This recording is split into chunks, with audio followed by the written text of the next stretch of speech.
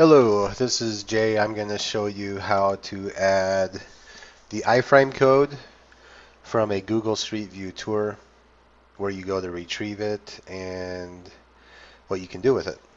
So first and foremost, you need to go to maps.google.com and not google.com.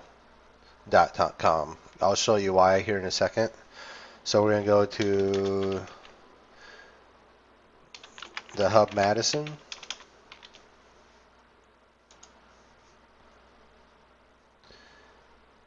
So we're just going to do this outside shot here. Here's your 360 images.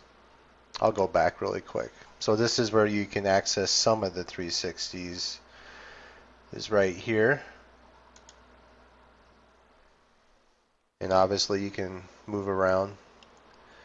So you're going to see right here the three dots. Share or embed. If I went to the tour to Google Maps, which I'll show you really quick, or Google, instead of Google Maps,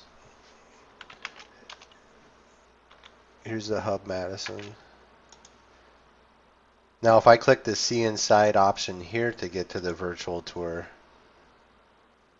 you're going to see there's no three dots. So that's an issue that Google has, and just want to make sure you go to Google Maps. Now I'm going to walk through the tour here. So anywhere that you position this panoramic, it's going to grab the code and have a thumbnail for that specific starting point. So if you want one like right here, for example, you would go right here, click share or embed, and then embed image. So here's a link, which you can also use a short link, which could be used like in Facebook or your emails, etc. If you got someone that's curious about, let's say for this hub example, you have maybe a student or their parents interested in what the insides of the dorm areas look like, or the living areas, then you can provide a link to that specific area. Embed image, this is where you get the iframe code. You can choose pre-default sizes, small, medium, large, or custom size.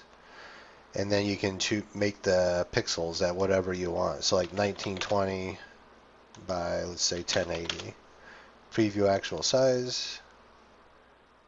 And this is what it would look like if you embedded it in your website.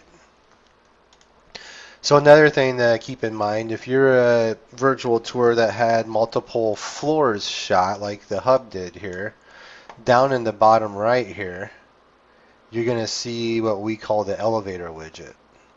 So example, this is floor 1. If I go to floor 2, now we're on the second floor of this location, so maybe this is a good embed code as well. Whether it's another page that talks about these amenities. So again, you just go to the top 3 dots here, click, share or embed, embed size. We could just go large. And you can see by looking at the code, if I copied it, it will tell you the dimensions that you can even change. Here, I'll get a notepad really quick. Actually, it should be right here. Let's create a new one. Paste it. So you're going to see iframe and the dimensions for large 800 by 600, which can be changed. If you want it auto-responsive, you can do 100% width, but there has been an issue I've experienced with the height. Like with Internet Explorer, I've had it where I need to set it at 95 instead of 100% as well. I've played around a little bit with CSS. And I might come out with another video that talks a little bit more about customization of the iframe codes. I'm still in the discovery moment of that right now. So anyhow, here it is. If I go File, Save As, let's put it on my desktop quick. And if I just called it Hub, .html to trick it into thinking it's a web browser page. Then if I went to my desktop, here it is. I open it with Chrome, and there's the results. So that's a good example. Any questions, feel free to hit up us at XIllustrate.